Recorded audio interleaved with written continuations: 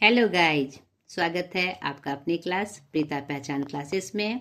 मैं प्रीता कुमारी झा आज की इस क्लास में लेकर आई हूँ पंखुरी हिंदी पाठमाला क्लास 8 सीबीएसई बोर्ड पाठ 10 नीति के दोहे, गोस्वामी तुलसीदास द्वारा रचित नीति के दोहे, जो इससे पहले की वीडियो में हमने देखा, यानी कि गोस्वामी तुलसीदास जी का परिचय और दोहों की व्याख्या हमने देखी। उनकी विषय वस्तु की पूरी जानकारी हमने प्राप्त की। अगर आपने वीडियो नहीं देखा है तो मेरे चैनल पे जाकर आप जरूर देख सकते हैं, जिसमें हमने कवि परिचय और दोहा परिचय और उसकी पूरी व्याख्या बताई हुई है।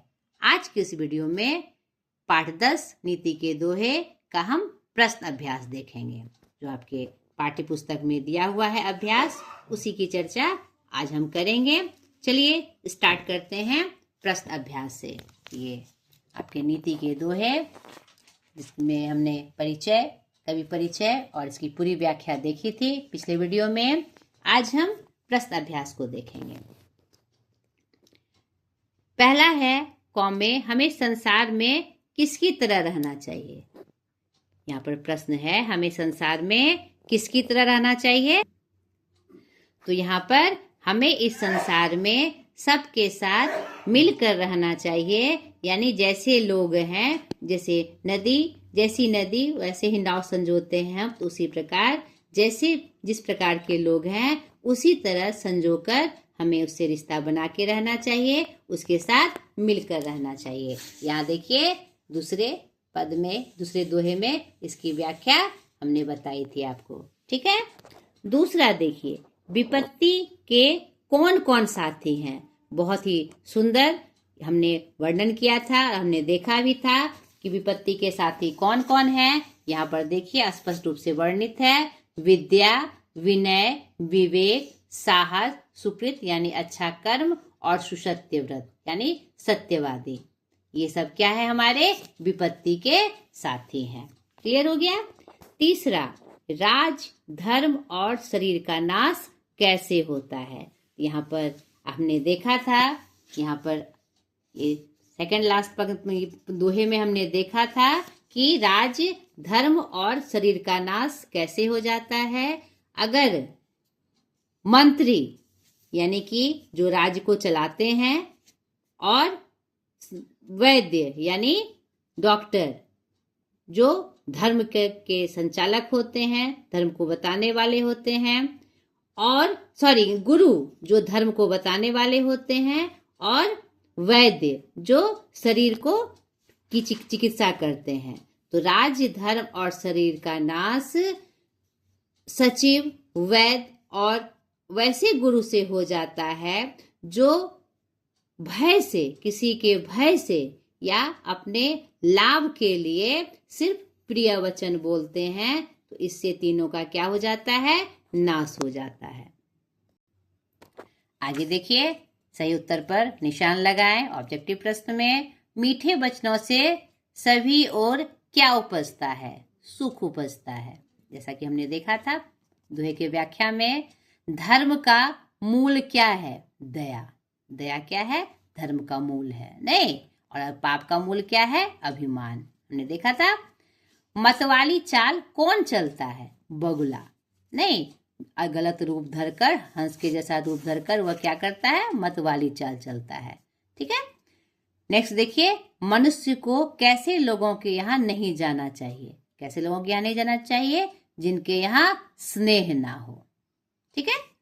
आगे देखिए, ये प्रश्न बहुत ही महत्वपूर्ण, भाव स्पष्ट कीजिए। इस तरह के जब आपको प्रश्न आते हैं, भाव स्पष्ट करिए, आशय स्पष्ट करिए, अर्थ स्पष्ट करिए, नहीं पंक्ति का अर्थ बताइए। इस तरह से जब आपको प्रश्न आए तो आपको कैसे उत्तर करना है, मैंने पहले वीडियो में भी बताया है, आपको फिर से बता रही हूँ। पहले आपको पाठ का परिचय देना है, फिर कवि लेखक का परिचय देना है, और उसके बाद वो जो प्रसंग है उसका मुख्य भाव बताते हुए पंक्ति का अर्थ बताना है। ऐसे ही इसका आंसर किया जाता है। जैसे तुलसी इस संसार में भांति भांति के लोग सब सो हिलमिल चलिए नदी नाव संजो। प्रस्तुत पंक्ति या प्रस्तुत दोहा, यहाँ पंक्ति नहीं है पूरा दोहा है। प्रस्तुत दोहा हमारे पाठ्य पुस्तक नीति के दोहे से ली गई है, जिसके कवि तुलसीदास जी हैं, जैसा कि यहाँ वर्णित है। नहीं तो इन दोहों में, इन नीति के दोहे में उन्होंने हमारे जीवन में महत्वपूर्ण भूमिका निभाने वाले बहुत सारे मूल्यों का वर्णन किया है। उसी क्रम में यहाँ पर उन्होंने बताया है इस दोहा में कि इस संसार में भांति भांति के लोग रहते हैं, तरह तरह के लोग रहते हैं, हमें सबसे मिलजुल कर रहना चाहिए। नहीं, जैसे नदी नाव संजो का मतलब क्या है कि जैसे नदी को देखकर हम नाव को संजोते हैं कि कैसे पार लगना है, नहीं, इसका यहाँ अर्थ यही हुआ। तो उसी तरह विभिन्न प्रकार के लोगों से उसके अनुरूप ढलकर उसके साथ हमें हिल मिलकर यानी मिलजुल कर रहना चाहिए। ठीक है, क्लियर हो गया। उसी तरह दया धर्म का मूल है, पाप मूल अभिमान, तुलसी दया ना छोड़िए जब लग घट में प्राण। प्रस्तुत पंक्ति हमारे पाठ्य पुस्तक नीति के दोहे पंखुड़ी पाठमाला, अगर वो वर्णित कर देंगे तो और अच्छी बात है कि नीति के दोहे पाठ से ली गई है, जिसके कौन है कवि? तुलसीदास जी। उनके हर में लगभग उनका नाम का वर्णन होता ही है। तुलसीदास जी हैं, जिसमें उन्होंने जीवन से जुड़ी महत्वपूर्ण मूल्यों का वर्णन किया है, जिसे जीवन में अपनाकर हम सही मार्ग पे चल सकते हैं। उसी क्रम में उन्होंने इस दोहे में किसका वर्णन किया है?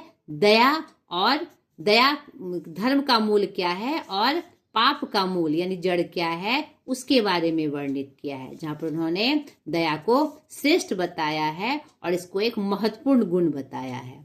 उसी क्रम में यह दोहा है कि धर्म का मूल, धर्म का जड़ क्या है? दया, और पाप का मूल क्या है, जड़ क्या है? अभिमान। इसीलिए हमें हमेशा दया करनी चाहिए दूसरों पर, और अभिमान या अहंकार नहीं करना चाहिए।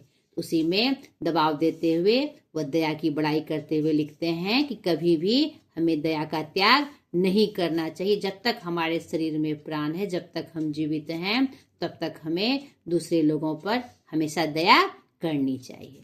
ठीक है, वैसे ही गौ नंबर है प्रस्तुत पंक्ति हमारे पाठ्य पुस्तक नीति के दोहे से ली गई है, पंखुड़ी पाठमाला से ली गई है। पंखुड़ी पाठमाला के पाठ 10 नीति के दोहे से ली गई है, जैसे भी आपको आता है। ठीक है, जिसमें उन्होंने जीवन से जुड़ी मूल्यपूर्वक बातों का वर्णन किया है, अच्छी अच्छी बातों का वर्णन किया है, जिसे अपनाकर हम जीवन को सहज बना सकते हैं, अच्छा बना सकते हैं। ठीक है, यही संकेत है इस दोहे में। उसी क्रम में यह दोहा आया है कि सचिव वैद्य गुरु, यानी जो मंत्री होते हैं या और जो वैद्य होते हैं जो हमारा इलाज करते हैं, मंत्री जो राज्य कार्य में अपना महत्वपूर्ण भूमिका निभाते हैं, और गुरु यानी हमारे अध्यापक, नहीं, जो हमें अच्छा ज्ञान देते हैं, अगर वो किसी के भय से या अपने व्यक्तिगत लाभ के लिए अगर सिर्फ मीठा बोलते हैं, उससे क्या होता है? राज, धर्म और शरीर, तन यानी शरीर, धर्म यानी धर्म, तीनों का तुरंत ही नाश हो जाता है, क्योंकि इन तीनों की भूमिका हमारे समाज में बहुत महत्वपूर्ण है। इसलिए इस पद पर आने के बाद हमें क्या होना चाहिए? किसी का भय नहीं करना चाहिए और कभी भी अपने लाभ के बारे में नहीं सोचना चाहिए। यहाँ पर ये संकेत है। क्लियर हो गया? आगे देखिए, निम्नलिखित प्रश्नों के उत्तर संक्षेप में दीजिए। तुलसीदास ने हमें कैसे रहने के लिए कहा है? तो प्रस्तुत दोहा के माध्यम से तुलसीदास जी ने हमें सभी के साथ मिलजुल कर रहने की बात कही है कि इस दुनिया में भांति भांति के लोग हैं, फिर भी हमें उनसे मिलजुल कर रहना चाहिए। जैसा उनका व्यवहार है उसी के अनुरूप ढलकर हमें हमेशा मिलजुल कर रहना चाहिए। इससे क्या होता है? हमारा देश विकास पथ पर आगे जाता है, आगे बढ़ता है। यहाँ पर यही संकेत है। ठीक है, दूसरा, विद्या, विनय और विवेक किसके साथी हैं? तो हमने प्रस्तुत दोहा में देखा, दोहे के अनुसार विद्या, विनय और विवेक हमारे विपत्ति के साथी हैं। जब तक आत्मा में प्राण है, हमें क्या नहीं छोड़नी चाहिए? तो प्रस्तुत दोहा के अनुसार जब तक हमारे आत्मा में प्राण है हमें दया नहीं छोड़नी चाहिए, क्योंकि दया धर्म का मूल है। यानी धर्म का मूल जड़ क्या है? दया ही है। ठीक है, इसका भी वर्णन आपको कर देना है। तुलसीदास जी किसे त्यागने के लिए कहते हैं? यहाँ पर हमने दोहा में देखा तुलसी जी किसे त्यागने की बात कर रहे हैं। तुलसीदास जी किसे त्यागने के लिए कहते हैं? हमने प्रथम दोहा में ही देखा था। यहाँ पर देखिए, तजी दे वचन कठोर, है ना। तो तुलसीदास जी किसको त्यागने की बात कर रहे हैं? कठोर वचन को त्यागने की बात कहते हैं। क्लियर हो गया? आगे देखिए, निम्नलिखित प्रश्नों के उत्तर विस्तार से दीजिए। सज्जनों को किससे प्रशंसा मिलती है और क्यों मिलती है? तो मीठे वचन बोलने से, अच्छा व्यवहार करने से लोगों को क्या मिलती है? प्रशंसा मिलती है। यहाँ पर आप थोड़ा सा पाठ का परिचय देते हुए, दोहे का परिचय देते हुए आप इस प्रश्न को हल करिएगा, क्योंकि यह जो प्रश्न आया है उसी से संदर्भित है। तो आपको क्या करना है कि इस नीति के दोहे में तुलसीदास जी ने स्पष्ट कहा है कि सज्जनों को किससे प्रशंसा मिलती है और पूछा है क्यों मिलती है। नहीं, तो यहाँ पर स्पष्ट रूप से आपको बताना है। यहाँ पर आपको सज्जनों को किससे प्रशंसा मिलती है? लोगों से मिलती है। नहीं, क्योंकि कोई लोग ही अगर होंगे तो वही ना प्रशंसा करेंगे। और क्यों मिलती है? क्योंकि हमारे सज्जन मीन्स क्या होता है? अच्छे आचरण वाला। हम अगर अच्छे आचरण के होंगे, सही आचरण के होंगे, सबके से अच्छा व्यवहार करेंगे, परोपकार करेंगे, सबके साथ मिलजुल कर काम करेंगे, तो वह हमें क्या करेंगे? हम उसके लिए प्रशंसा के योग्य हो जाएंगे, बड़ाई के योग्य हो जाएंगे। तो वो प्रशंसा करेंगे। आप क्यों करेंगे? क्योंकि हमारे में अंदर में वो गुण है, इसीलिए वो प्रशंसा करेंगे। ठीक है, ऐसे करके लिखना है आपको। ख्वा नंबर आज से स्पष्ट कीजिए। तुलसी वहां ना जाइए कंचन बरसे में। यहाँ पर सेम वही वाली बात आ गई। भाव स्पष्ट करे, आज से स्पष्ट करे। तो प्रस्तुत पंक्ति नीति के दोहे से ली गई है, जिसके कवि तुलसीदास जी हैं। यहाँ पर उन्होंने वहां ना जाने की बात कही है जहाँ जाने से आपको उसको खुशी ना मिले। जिसके यहाँ आप जाते हैं वहां जाने से खुशी ना मिले उनको, और उनके आंखों में मतलब कि खुशी ना दिखे, स्नेह ना दिखे, प्रेम ना दिखे, तो वहां पर तुलसीदास जी मना करते हैं। चाहे वहाँ कितना भी पैसावर से सोना हो, कितना भी वो अमीर हो, लेकिन वह उसके पास नहीं जाना चाहिए, क्योंकि सही रूप में वह हमारे लिए हितकारी नहीं हो सकता। जिसके अंदर प्रशंसा क्या कहते हैं, प्रेम ना हो, स्नेह ना हो, और जिसके यहाँ जाने से खुशी ना हो, तो वहाँ जाना क्या होता है? व्यर्थ होता है। चाहे वह कितना भी धनी हो, वह हमें वह सम्मान नहीं दे सकता जिस सम्मान के हम अधिकारी हैं। इसीलिए वहां जाने के लिए तुलसीदास जी मना करते हैं दोहे के माध्यम से। तुलसीदास के अनुसार धर्म का मूल क्या है और क्यों? तुलसीदास के अनुसार इस नीति के दोहे में तुलसीदास जी के अनुसार धर्म का मूल यानी धर्म का जड़ यानी सही रूप से धर्म की प्राप्ति किससे हो सकती है? दया से हो सकती है।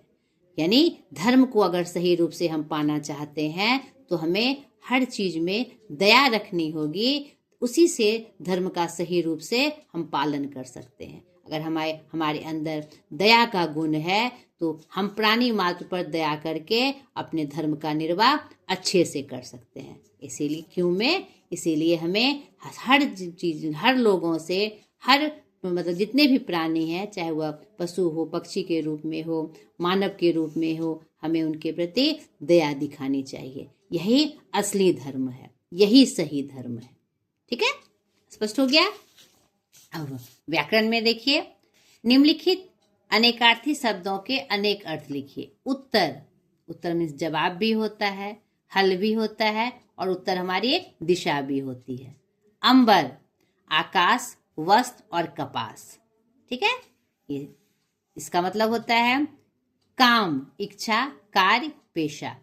नक्शा, आकृति, बनावट और सांचा।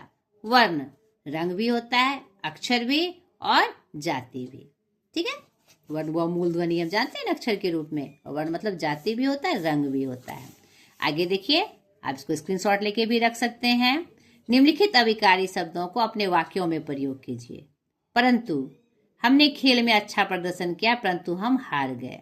हमें सदा सच बोलना चाहिए। आज मौसम बहुत सुहाना है। राम और श्याम बाजार गए। यहाँ एक बंदर बैठा है। अविकारी शब्द हैं ये। अविकारी शब्द क्या होते हैं? जिसमें लिंग वचन पुरुष कारक के अनुसार कोई परिवर्तन ना हो, यानी इसका रूप ना बदले। इन सब शब्दों का रूप हमेशा से स्थिर रहता है, नहीं बदलता वो। ठीक है। उदाहरण देकर रिक्त स्थान भरिए। यहाँ पर दिया हुआ है, सब कुछ जानने वाला, सर्वज्ञ, आकाश को छूने वाला, गगनचुंबी, जिसकी सत्य में निष्ठा हो, सत्यनिष्ठ, बहुत तेज चलने वाला, तीव्रगामी, जो प्रशंसा के योग्य हो, प्रशंसनीय। क्लियर हो गया? आपको इधर से इसको पूछेगा, तोड़ने के लिए कहेगा, या फिर ऐसे रहेगा और इस रूप में आपको जवाब देना है। ठीक है। अनेक शब्दों के बदले एक शब्द या एक शब्द का अनेक शब्द। निम्नलिखित शब्दों से मूल शब्द और प्रत्यय अलग अलग कीजिए। राष्ट्रीय, राष्ट्र, ईय प्रत्यय लगा है इसमें। अड़ियल, अड़ जोड़ इयल, यह हमारा क्या है? कृत प्रत्यय है। नहीं, अड़ क्या है? क्रिया का छोटा रूप है, धातु का रूप है। ठीक है। तो धातु, क्रिया या धातु के रूप में जो प्रत्यय लगता है उसे हम क्या कहते हैं? कृत प्रत्यय कहते हैं। ममेरा, मामा जोड़ एरा, इसमें एरा प्रत्यय है। धार्मिक, धर्म इक जोड़कर इक प्रत्यय लगकर हमारा क्या बन गया? धार्मिक बन गया। खिलाड़ी, खेल में आड़ी प्रत्यय लगाकर हमारा क्या बन गया? खिलाड़ी बन गया। स्पष्ट हो गया?